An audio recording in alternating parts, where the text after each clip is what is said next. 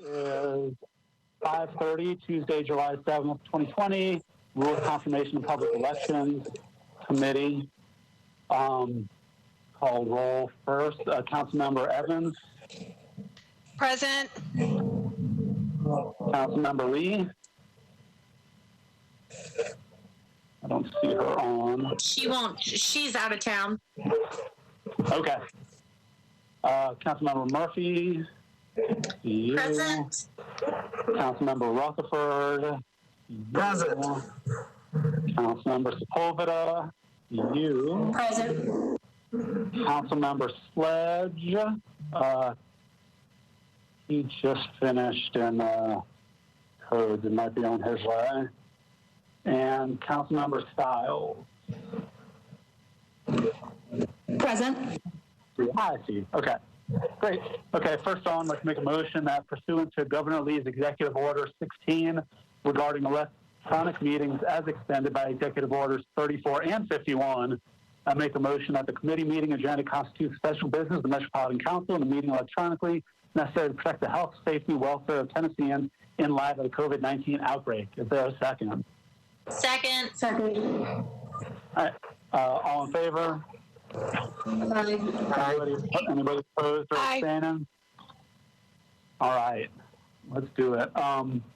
First up is RS 2020-429. Rosenberg approves the election of certain notaries public for Davidson County. A motion and a second, please. Second. All right. Any discussion? Hey, does anybody wish to vote no or abstain? Seeing none, RS 429 is 6 in favor, none against. On to RS 2020-430, Evans, Roten, and others. Recognize the late Anna Janice Shepard for her service to Nashville. A motion and a second, please. Motion. Second. Okay, anybody like to speak on this? This is Erin. So I appreciate everybody's support with this resolution to honor Anna Shepard, who was a vital part of the Donaldson Hermitage Old Hickory community, and of course had a tremendous impact on the city and her role on the school board and serving twice as chair. So thank you very much for your support, and I'd like to move approval. All right, thank you, Councilmember. Any other discussion? Okay, is there anybody who would like to vote no or abstain? Being none, it's 430 is approved, 6 in favor, none against. RS 2020-432, Benedict Hurt and others, supports the Metro Public Health Department Chief Medical Director's order mandating cloth face coverings or masks and further urging all citizens, residents, and visitors to Nashville and Davidson County to adhere to the order and observe proper facial covering when indicated. Can I have a motion in a second, please? Motion. I'll second it. Anybody like to speak on this resolution? Yes, Chair. Murphy, see your hand raised down there at the bottom. Go for it. Thank you.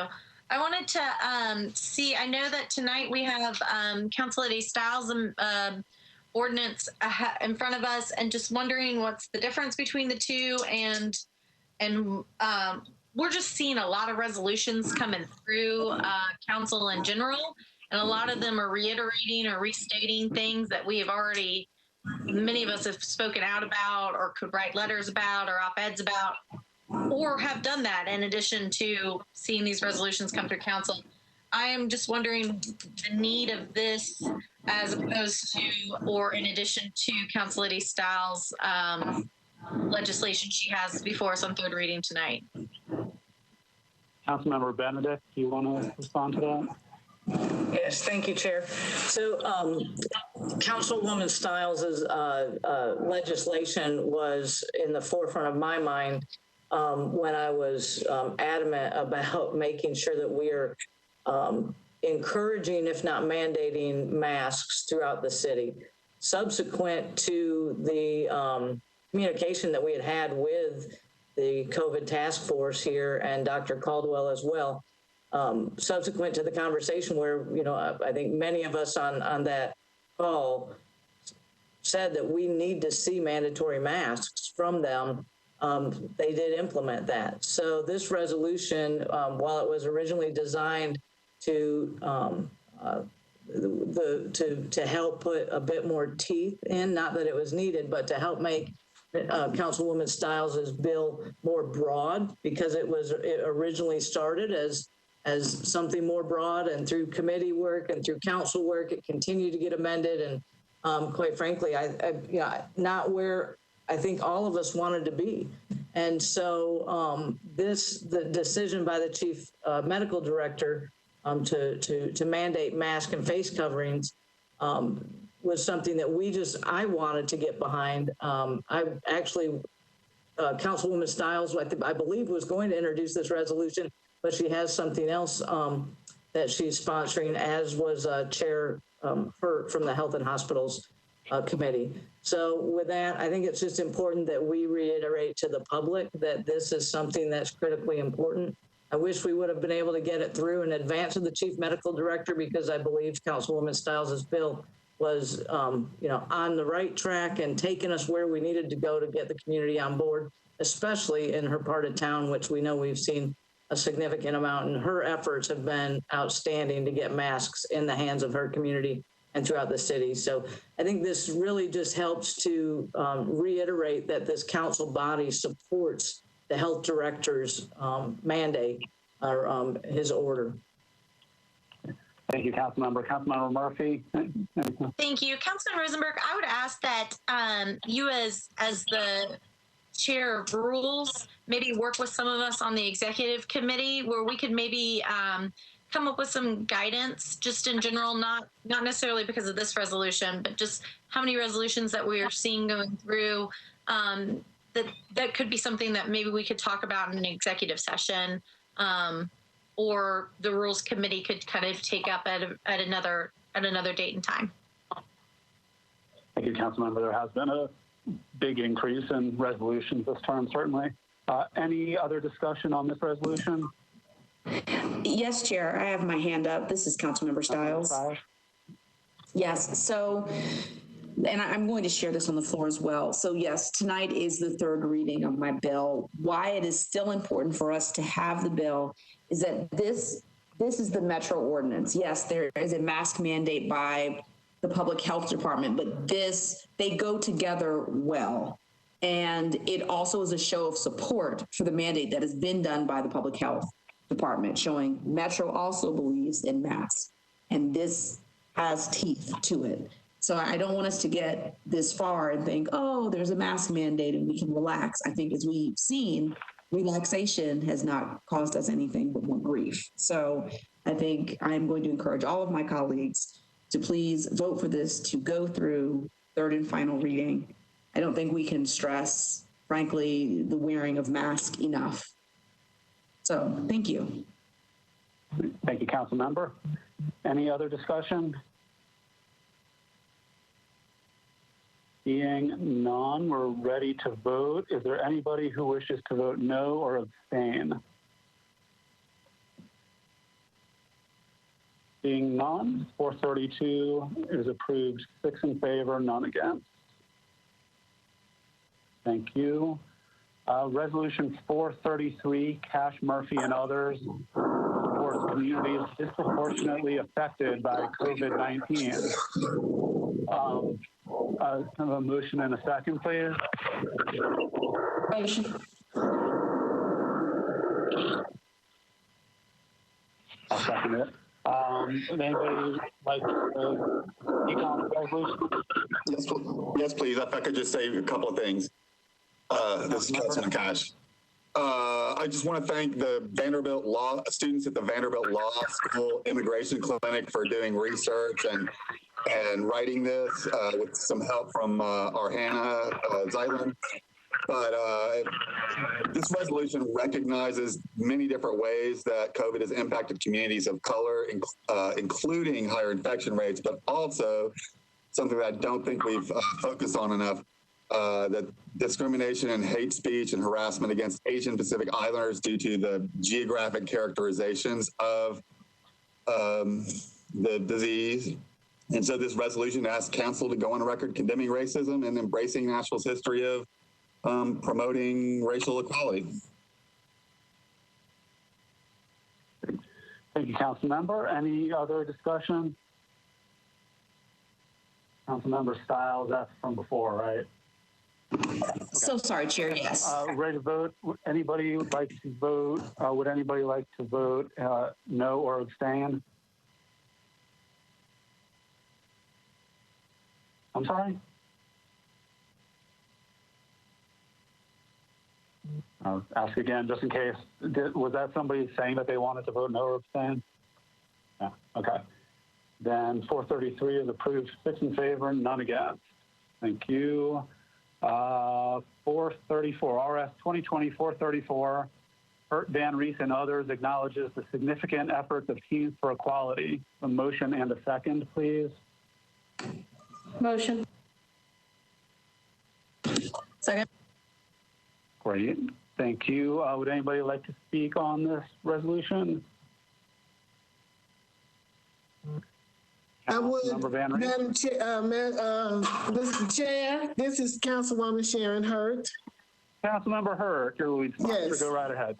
Yes, I just want to say that, you know, that the group of teenagers that came through Nashville, like amazing with the effort that they put together in protest of the unrest that we have seen and experienced over the past month. And for them stepping up in such a magnificent way, we could not let this pass us by without giving some recognition for the efforts that they made. It was not about them, but more about the greater good of the people. And they all put their personal concerns aside and did what, you know, was a very grown-up thing to do. You know, teenagers are usually not thinking about social justice and things of that nature, but these young ladies were, and they came together and really showed us how things can be done very structurally and orderly, and it is much worth of recognition. Great. Thank you very much. Would anybody else like to speak? The Councilmember Van Rees. Yes, thank you very much. It was my pleasure to co-sponsor this legislation with Councilmember Hurt. As soon as I read about these young women and their efforts, I immediately wanted to work with the different minority caucuses on our Metro Council, because the supermajority of the combination of the Women's Caucus, the Minority Caucus, and the LGBTQ Caucus, because quite simply, when I reached out to them to ask them to send me a list or some information regarding what their vision was beyond the march, I was so impressed with the opportunity to be able to say, these girls aren't going anywhere. This is a great example of Nashvillians working together for something, and particularly here in 2020, in the anniversary year of women getting the right to vote, to see young women once again taking up that banner was particularly moving to me. And so it was my pleasure to work with the young women and their parents in the council office in making sure that we wrote a resolution that not only acknowledged the actual events of that day, but their ongoing efforts, as we've seen already with the additional peaceful march from the weekend. So I just wanted to say thank you to Ms. Hurt for allowing me the opportunity to bring this to all of our minority caucuses, and I urge everyone's support. Great. Thank you. Any further discussion?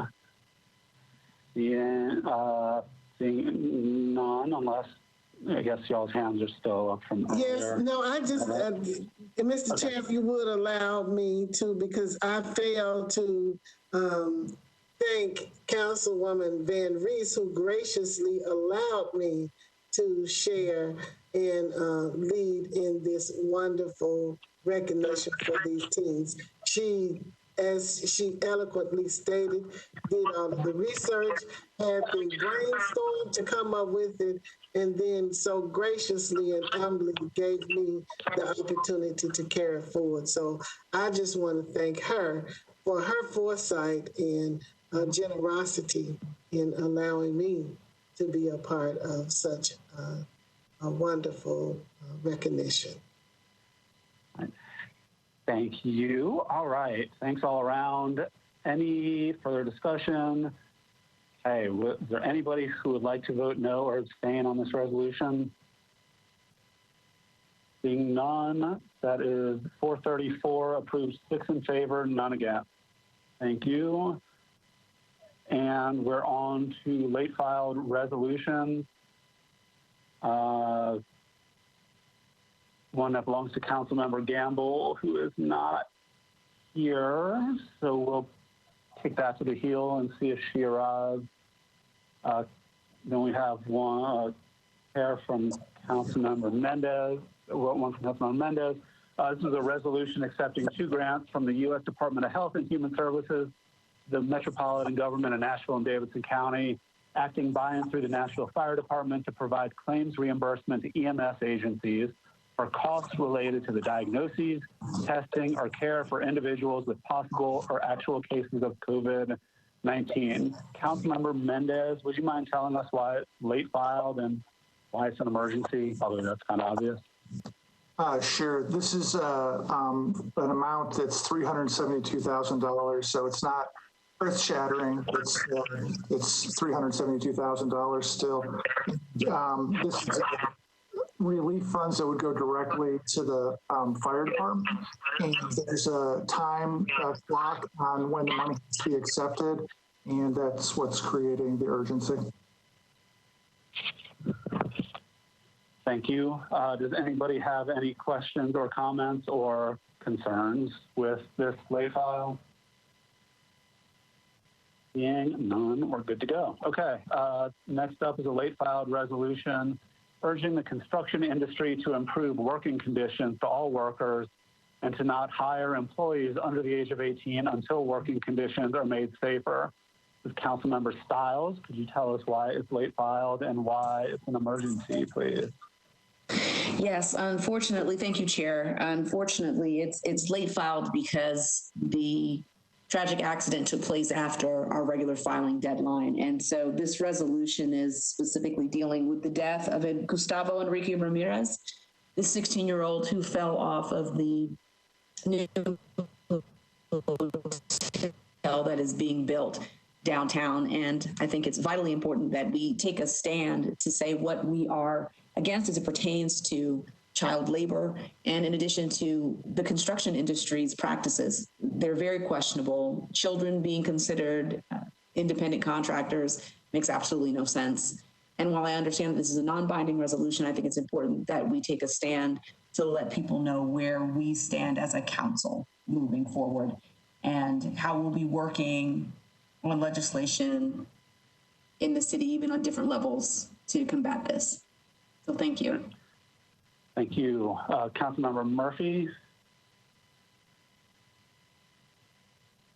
I didn't know if are we discussing this because it's coming through rules or just on the merits of being late filed? I think we need to do the late file first. Well, I think we need to address the late file and then the substance so that we don't have to suspend another rule for not having a committee consider it. So everybody's good with late file? Okay. Councilmember Murphy, do you want to speak on the resolution itself? Sure. I have some concerns about making a statement about children working under the age of 18. Obviously, I want them to be as safe as possible, but I have concerns that when we talk about who can work and who can't work, especially when we are out of school for the summer and things like that. And right now, when we have so many people, so many families out of work, and if children and students can get some work, that's great. But also, it's my understanding that to even have the type of jobs that we're talking about, they would have to be trained, and that training typically has to happen on site. And I'm not 100% sure if workers under the age of 18 are even able to be trained. And so I didn't know if legal could address that, what is in the state law and what is not. I also have some concerns about separating out when we're talking about accountability and liability of subcontractors and contractors, because they are not considered different under the law when it comes to liability. I didn't know if we had legal on the line and could address some of those issues. Hannah, are you here? Did you catch that? I'm on the line. I'm not sure that I know enough about construction or labor law to answer those questions for you. Unfortunately, I can do some research and get back to you. I guess I'm just concerned about, obviously, I want safe workplaces. I want standards to be upheld that are there. If we have standards that are not being upheld or standards that could be strengthened, I want them strengthened. I'm concerned that there's a lot in this resolution that we are that we are kind of legally not sure if we can even tackle locally. And so I'm a little hesitant and would like to get a little bit more of that information from our legal team before, jumping in head first. Because again, I mean, if a 16-year-old can get a job and help support their family and that helps them economically, then I'm in full support of it. But I do want them to be completely safe and completely trained. And I'm not sure if we know enough here to be making this statement. Mr. Chair, I'd like to respond. Okay, real quick first. Okay. So we had this is Councilwoman Hurd, and with our workforce, yes. Just give me 1 second. We can continue the discussion of this.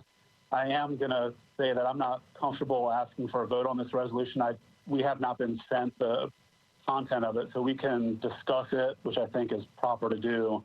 But I don't think that any of us is in a position to vote on a resolution that we haven't seen yet. So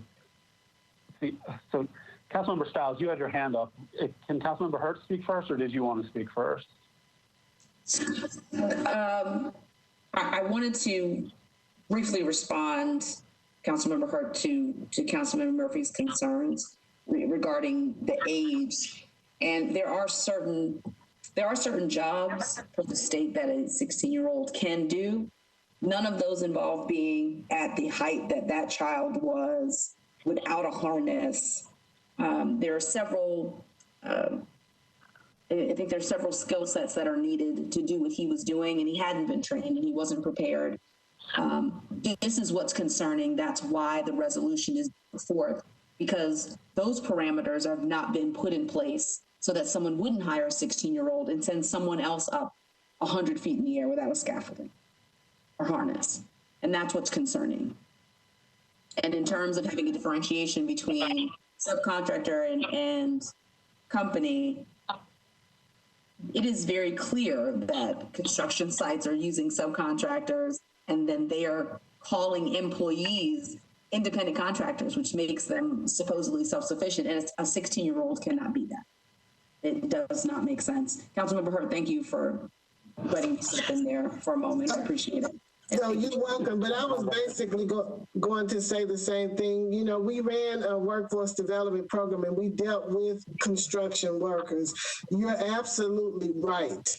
a 16-year-old is not old enough to get OSHA training, which he would have to have in regards to safety. You know, that's occupational health and safety training that he would have had to have, and he's not old enough to be certified for that. When this happened, I reached out to John Cooper to ask if we could do something, and he told me that it would be non-binding because we could not determine what subcontractors and contractors do. The thing of it is that it was not the primary contractor or the subcontractor, but another contractor who hired another contractor that hired this kid to do the work. If he were a flagger, that would have been okay because there's somebody that stands on the ground who turns the sign and says stop or go or something to that effect. There are things that they could do, but something like scaffolding, he could not because he must have had certification to be there and he did not have it. So to Councilwoman Murphy's question, no, he was not old enough to have appropriate training from OSHA, TOSHA, or anyone, and it was illegal. He was a legal citizen, but it was illegal for him to be doing the work that he was doing. Thank you. Any other discussion? All right, since we're not taking a vote. I think Hannah had her hand raised. Because again, I think that I'm in total agreement with Council Lady Hurt and Council Lady Stiles. I just wanted to know from our legal team a little bit more about those ramifications and what we're putting out there right now. So this is Hannah Zyland from the council office. I can't really speak to the details of this case. Frankly, I'm just not very familiar with it, and I'm not familiar enough with the law surrounding the construction site. Again, I'm happy to research to my ability, but I can speak to Metro's authority in this area, and what Council Lady Hurt is saying that Director Cooper from our office told her is correct. Metro is really pretty much without authority in this area. Most of these are state and federal regulations, so a lot of this is outside of Metro's purview. Thank you. Chair? Okay, yes. Councilmember Stiles. I also wanted to say I did have an extensive conversation as well with labor in regards to this and the wording before putting this forward. So. Okay, thank you. Okay.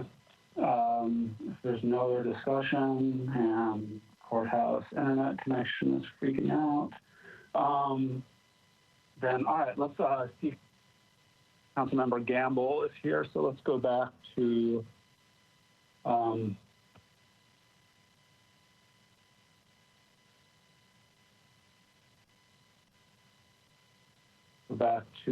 her late file. This is a resolution approving a cooperative agreement with the United States Department of Agriculture, Natural Resources Conservation Service to stabilize the stream banks along Whites Creek on Old Hickory Boulevard in Davidson County. Councilmember Gamble, would you mind speaking to why this was filed late and what the emergency is, please? Yes, it's an administrative bill that, for whatever reason, didn't get to the attention of myself and the clerk until after the deadline for Metro Water. It is an amendment to shore up the area that has had problems with flooding, and this would help alleviate that in future and make infrastructure, much needed infrastructure improvements to the area. Great, thank you. Does anybody have a concern with this being late filed? Great. Okay, I see Councilmember Sledge has joined the party. Thank you. Thank you, Councilmember. We have a late filed ordinance. Councilmember Taylor here. No. Okay. Chairman, I have a late filed, or it's a timely filed amendment, but it's going to need a rule suspension on Council Lady Styles, a friendly amendment on Council Lady Styles mask ordinance, but I do not have the bill number in front of us, but I can explain the nature of it. Okay. Just to wrap up Taylor here, he's going to be filing, Councilmember Taylor is late filing an ordinance to extend the time period for the waiver of certain building permit fees after the tornado. So that will end up coming up on the floor. Councilmember Murphy, what's your amendment to the Councilmember Styles bill? Thank you. I'm going to be asking for a rule suspension to amend her bill on third reading. What it is it clarifies that workers on site are allowed to use their OSHA required masks, and when they aren't using that, then they will use a cloth mask. But what it does is it kind of clarifies, without this amendment, there could be some confusion of whether they should be following the OSHA standards or following, like putting on the N95 and then putting a cloth mask over it or a cloth mask under it and that kind of thing. So this just kind of cleans it up a little bit. And so I appreciate Council Lady Styles seeing it as a friendly amendment so we don't have people having confusion out there. Great, thank you. Anybody have any comments or have concerns with this amendment being late filed?